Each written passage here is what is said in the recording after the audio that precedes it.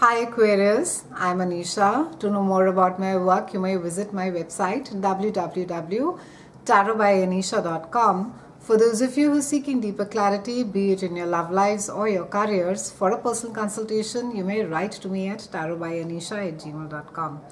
Aquarians, it's a month of eclipses. We are beginning the month with a gorgeous Venus that is doing a lovely dance with Mars and Uranus, and it's highlighting a part of your chart that is all about communication, and you are going to be connecting with people who mentally stimulate you. You're going to be looking at deep conversations, a lot of thought exchange of ideas, thoughts, conversations, and this is because this house is also ruled by Gemini, which is the sign of duality. It can be that you could be at times be dealing with two-faced people, literally, as well, and in other cases it can be literally be that there could be this spurt of energy that you feel like really things are really going on well and you're really energetic, and on the other side you feel like, okay, I just need to be just putting this up in a box and not touching it for a while.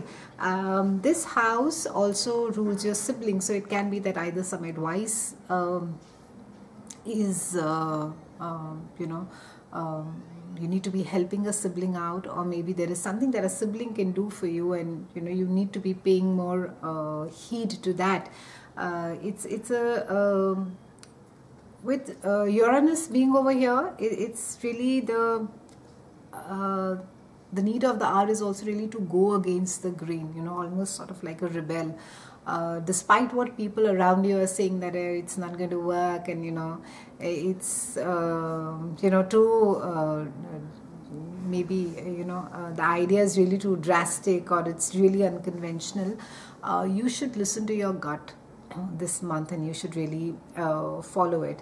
And often also we tend to lead with our mouths, which are called the Freudian slips. So try and be careful that you don't just go around shooting your mouth and saying something which is like scandalous, and even you wonder, oh God, where did that come out from?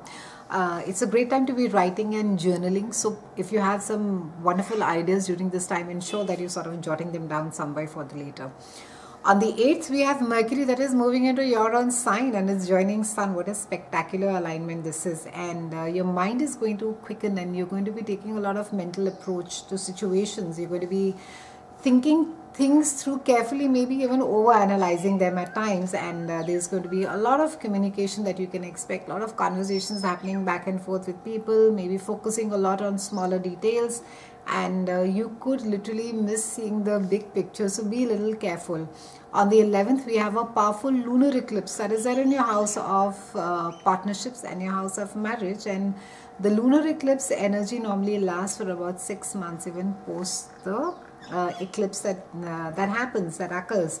And you could be evaluating your relationships and your partner during this point of time to see if everything is sort of working out right. Even for business relationships, I think you could be looking at your partners and seeing, okay, do I need to be pulling in another partner? Does this work? Do I need to be doing things in a certain way? If you're dealing with people, you view them as your equal, you may be required to sort of step back and let them do their work, Aquarians. Try not to, in your enthusiasm and your excitement, sort of try to roughshod people and say, no, I know it all and I shall lead the way and I shall do it out for you.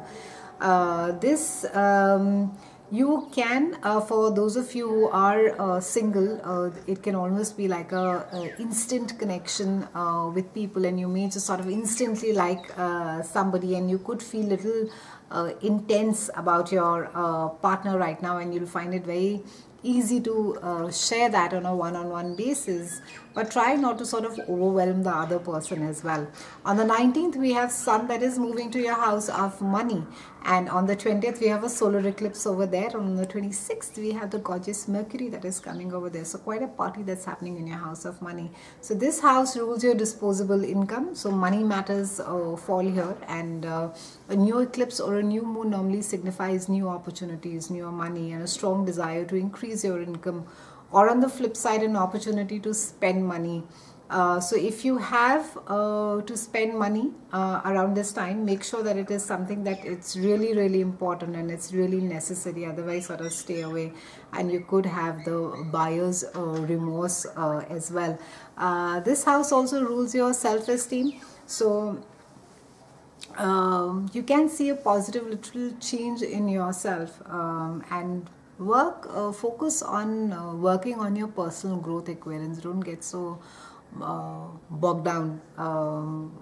There will be a need to be more in touch with yourself, with your higher self, with your own senses.